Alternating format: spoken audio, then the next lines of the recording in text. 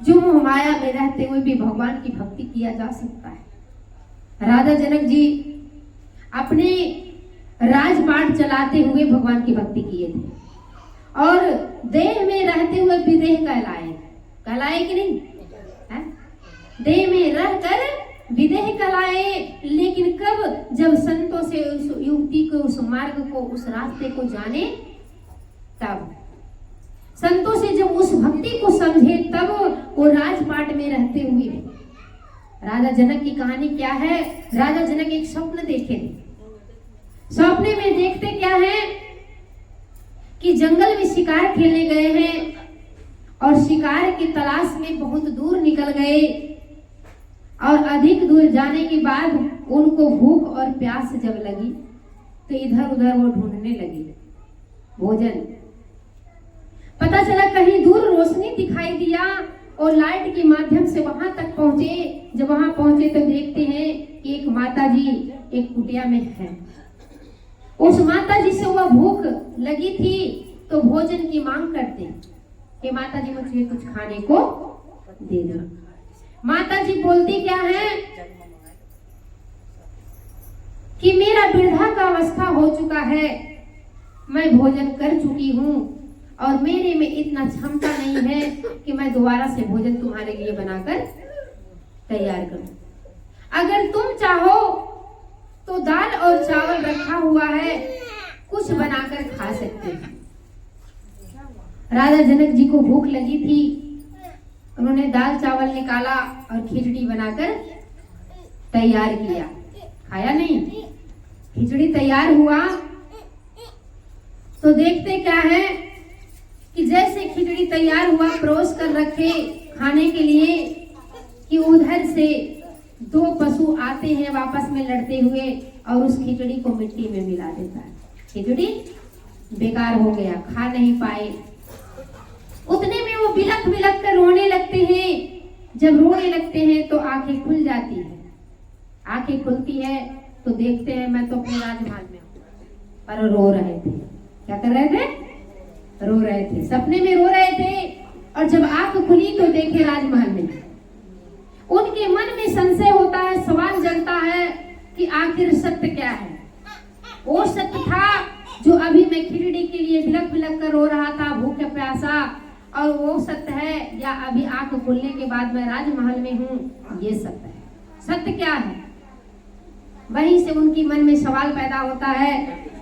नगर में बहुत सारे साधु महात्मा पंडित विद्वान को बुलाया गया। उनके पास इनका एक दो प्रश्न था।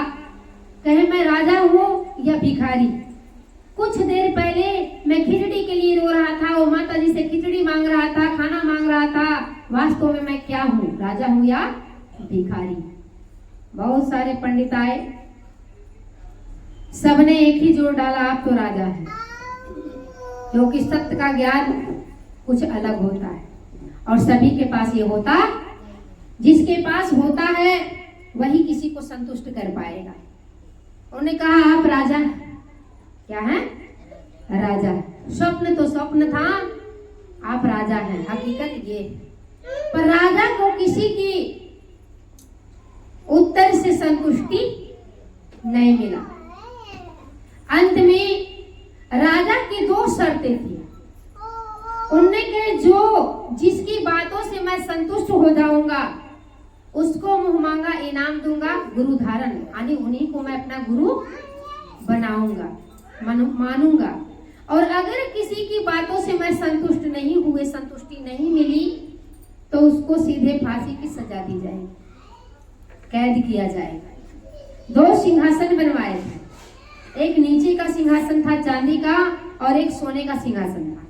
कहे जो इस चांदी की सिंहासन पर बैठकर जवाब देगा, अगर उसके प्रश्नों से हम संतुष्ट हो गए तो मुंह मांगा इनाम देंगे, गुरु धारण करेंगे, और अगर संतुष्टि नहीं मिली तो उसको उम्र की कैद हो जाएगी, जेल में बंद कर दिया जाएगा। और जो सोने की सिंहासन पर बैठकर मेरे प्रश्नों का जवाब देगा, अगर मैं संतुष्ट हो गया तो मुंह मांगा इनाम दूंगा, गुरु धारण करूंगा, और अगर संतुष्ट नहीं हुए तो सीधे फांसी की सजा दी जाएगी। देखिए, आपको कोई जाने या ना जाने, पर हम अपने आप से भली भांति परिचित होते हैं। हम क्या हैं, चोर है, डाकू है, क्या है, वो अपने आप से सभी लोग परिचित होते हैं।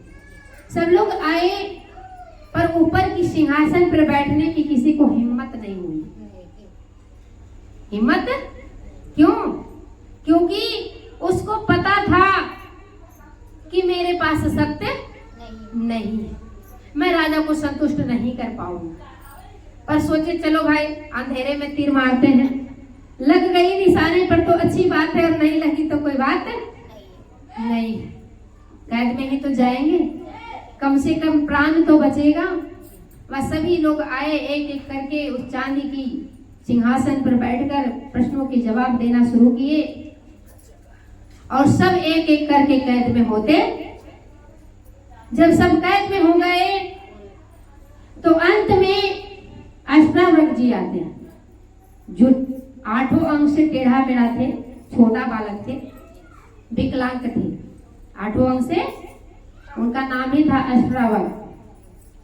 जब लास्ट में वो आए तो एक तो उम्र छोटा था, दूसरा बहुत कुरूप थे, टेढ़ा मेढ़ा अंग था। तो जितने विद्वान कैद में बंद थे वो सभी लोग ठहाका मारकर हंसना, उनकी मजाक बनाने लगे। क्या कर रहे हैं? सब लोग कह रहे हैं इतने बड़े बड़े विद्वान तो सारे कैद में पड़े हुए हैं, और ये आया है कहीं से पता न राजा को जवाब देने के लिए। और आए तो वो सीधे कहाँ बैठे? सीधे सोने की सिंहासन पर बैठ गए। और इसी बात को देखकर सारे विद्वान मजाक बनाना शुरू कर दिए। अंत में अष्टावक्र जी जब सिंहासन पर बैठ गए, विराजमान हुए, भाई गुरु की सिंहासन पर बैठे हैं, पर सभी लोग मजाक बना रहे हैं। उतने में राजा की मंत्री उनके पास आकर अपना सवाल रखते। राजा की मंत्री बोले कि राजा का ये सवाल है, राजा राजा है या भिखारी? सारी कहानी का सुनाते। अष्टावक्र जी कहते हैं कि जब सवाल राजा की है, बीमारी राजा को लगी है, तो इलाज तुम क्यों करवाने आए हो? भाई जिसको बीमारी लगी वही तो जाएगा इलाज करवाने, कि कोई और जाएगा तो इलाज हो जाएगा? बस संशय जब राजा की, प्रश्न जब राजा की है, तो क्या तुम्हारा राजा गूंगा है या अपंगा है, जो वहां से चलकर यहाँ तक नहीं आ सकता? वो अपना प्रश्न खुद यहाँ नहीं रख सकता। अगर गूंगा है, अपाहिज है तो बता दो। जाकर मंत्री कहते हैं कि राजन, उनका आदेश है कि अपना प्रश्न आप खुद जाकर रखें। राजा चलकर आते हैं और अपना प्रश्न रखते हैं, सारे वृतांत सुनाते हैं।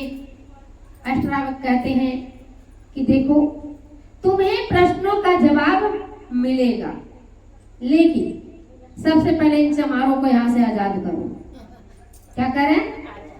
जितने पंडित विद्वान थे उसको करें इन चमारों को यहाँ से आजाद करो। इस चमारों को क्यों वहां रखे हो?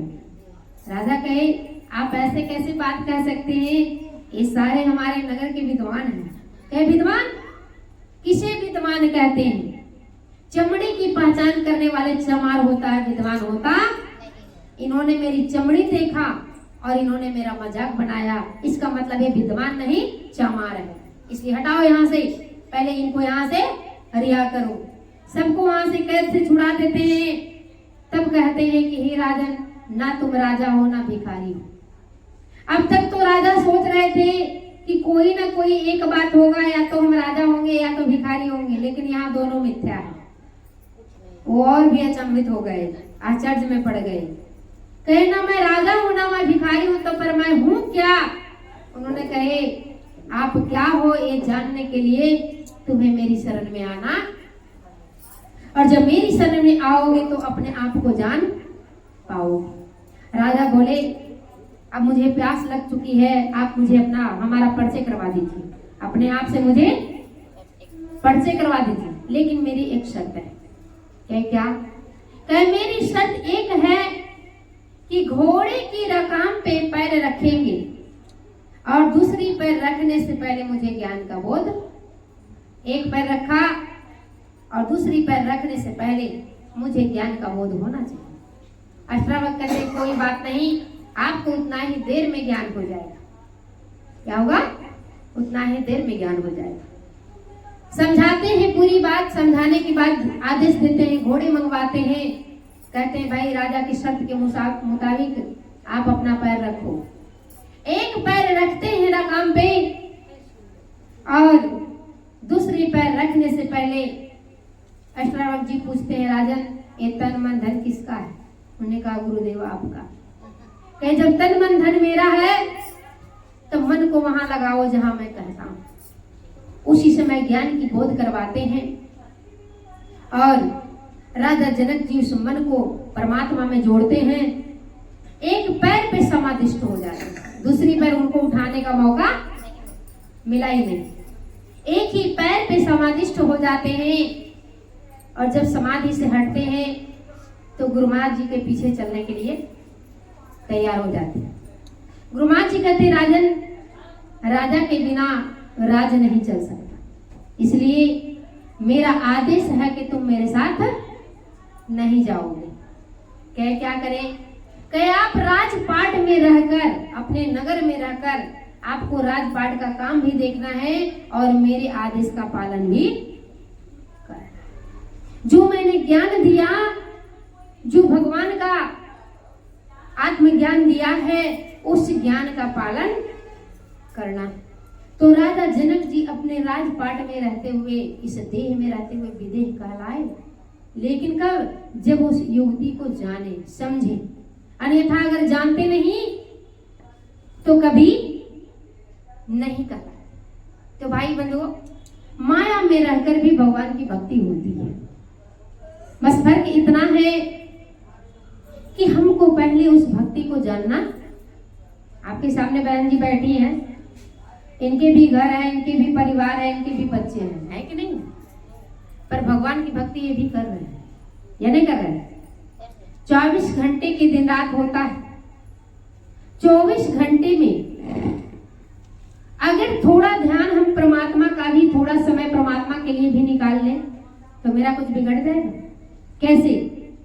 जब 24 घंटे यानी 4 बजे से उठकर आप अपने घर की काम, दुकान की काम करते हैं, तो 4 बजे से आधा घंटा पहले उठकर अगर हम भगवान को याद कर लें तो मेरा कुछ बिगड़ेगा? बिगड़ नहीं सकता। रात को अगर 10 बजे तक आप घर का काम करते हैं, 10 बजे के बाद खाना खाने के बाद जब बिस्तर पे जाते हैं तो क्या रह जाता है? केवल सोना। और जब सोना रह जाता है तो उस समय तो आप भगवान की भजन कर सकते हैं या नहीं कर सकते? कर सकते हैं। आपका कुछ बिगड़ेगा? नहीं बिगड़ेगा। साल में 2 साल में अपने नाते रिश्तेदार के यहाँ जाते हैं या नहीं जाते हैं? जाते हैं ना। जब जरूरत पड़ता है तो अपने रिलेशन में जाते हैं। उसी प्रकार से कभी कभी आश्रम पे जब सत्संग का प्रोग्राम, साचे दरबार की, तो भगवान की भक्ति ऐसे होती है। सब में रहकर अलग रहना कोई गुरु से, संसार में रहते हुए भी सबसे अलग रहना।